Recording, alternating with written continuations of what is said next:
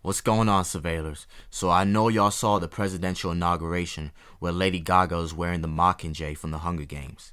This stuff is all scripted.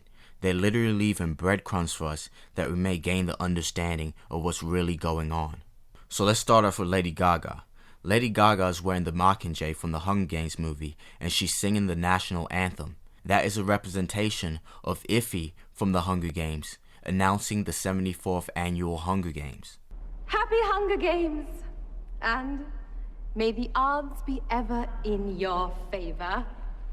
And if you put both of their names in the Gematria, they both synchronize, because this is what they're trying to tell you. They're announcing the Hunger Games, which is the economic collapse. They know once this economy collapses, y'all are gonna go wild like it's the Hunger Games, and do everything it takes to survive. So when is this economic collapse coming? 2023. So in the book The Hunger Games, what gave rise to this society having an annual Hunger Games? Page 17. Just as the town clock strikes 2, the mayor steps up to the podium and begins to read. It's the same story every year. He tells of the history of Panem, the country that rose up out of the ashes of a place that was once called North America. He lists the disasters, the droughts, the storms, the fires, the encroaching seas that swallow up so much of the land, the brutal war for what little subsistence remained.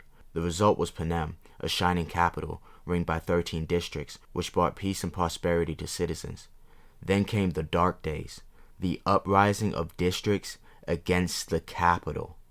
Tonight, the crisis at the Capitol. Supporters of President Trump stormed the complex. The angry mob burst through barricades and police while Congress was in session. One person has died and multiple injuries have been reported. So in the book The Hunger Games, as a punishment for rising up against the Capitol, the randomly chosen 24 tributes will be imprisoned in a vast outdoor area where they must fight each other to the death, and the last tribute standing wins. So what is our punishment for rising up against the Capitol?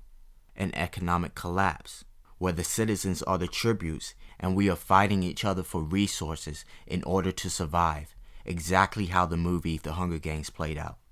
And I hope you don't think your boy Sleepy Joe is innocent. If Lady Gaga is Ify from the Hunger Games, who do you think President Joe Biden is? Obviously he's President Snow, commencing the Hunger Games, which is the economic collapse. So this is complete proof that Joe Biden is President Snow.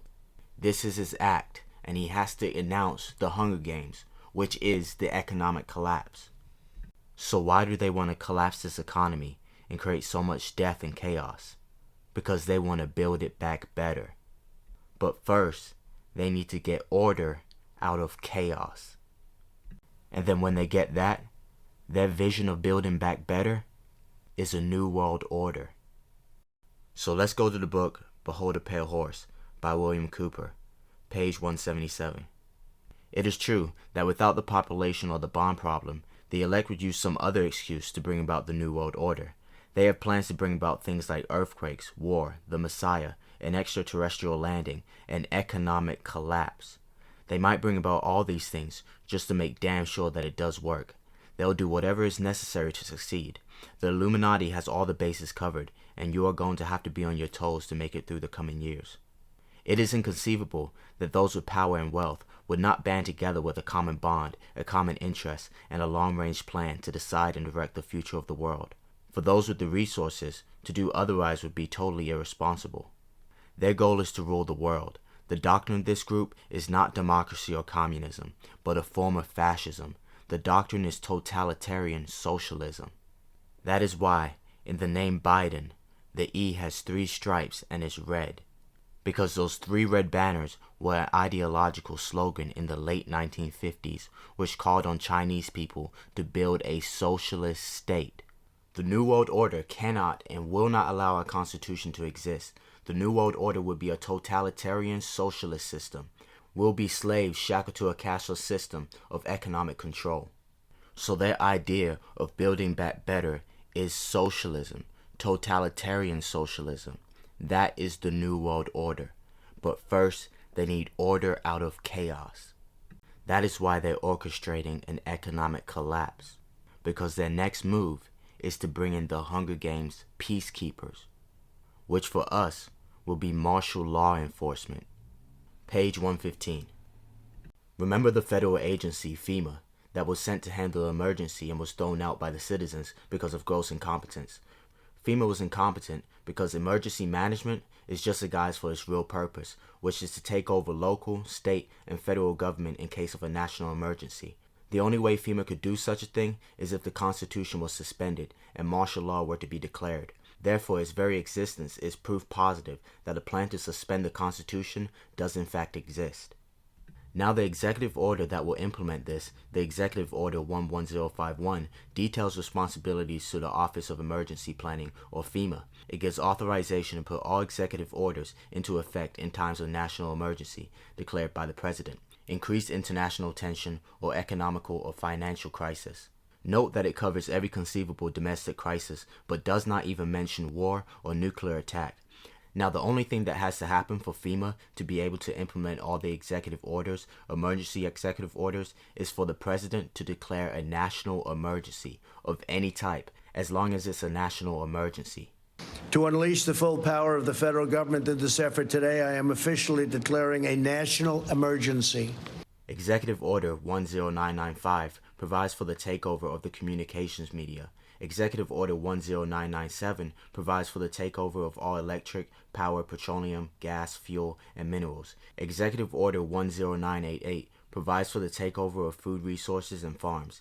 Executive Order 10999 provides for the takeover of all modes of transportation, control of highways, seaports, and etc. Executive Order 11000 provides for mobilization of all citizens into work brigades under the government supervision.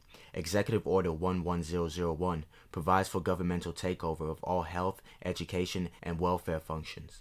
Executive Order 11002 designates the Postmaster General to operate a national registration of all persons.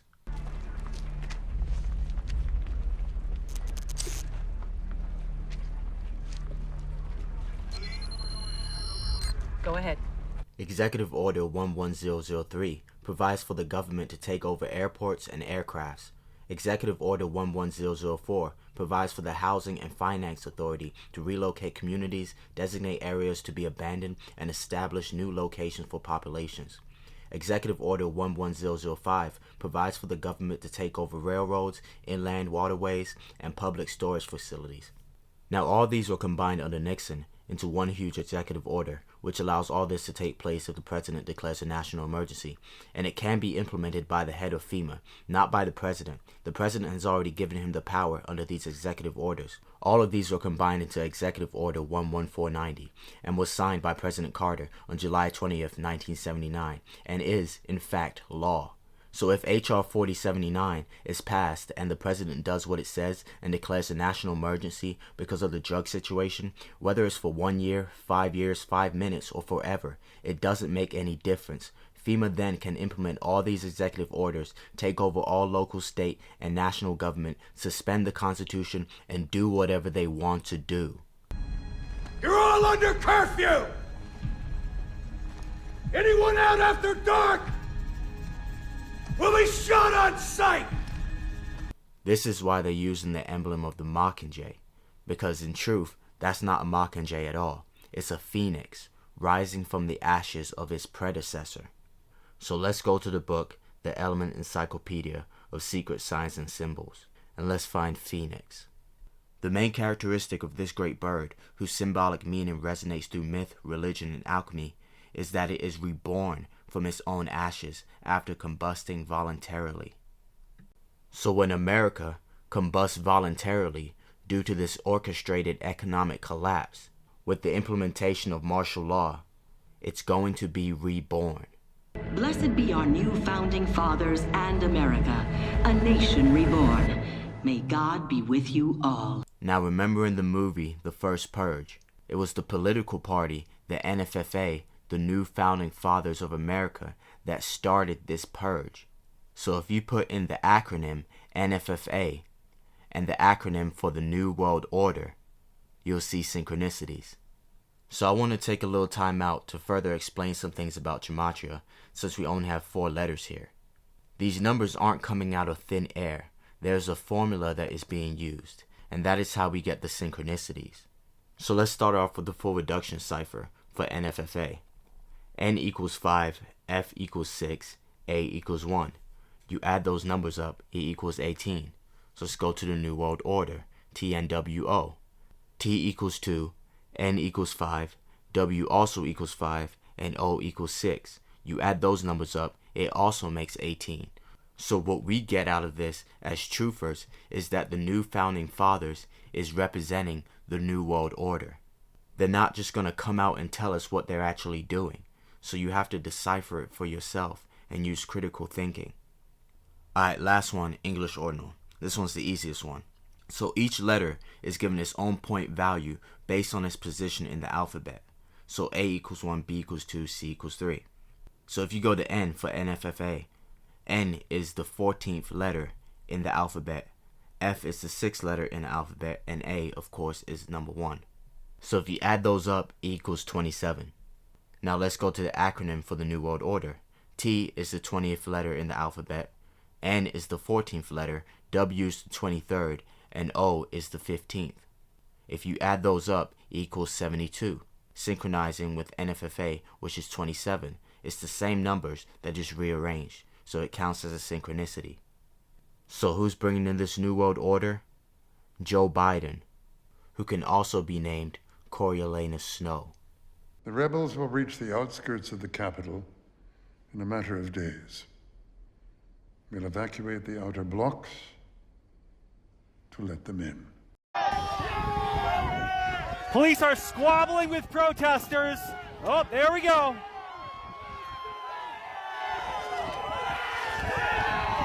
And they just breached the Capitol.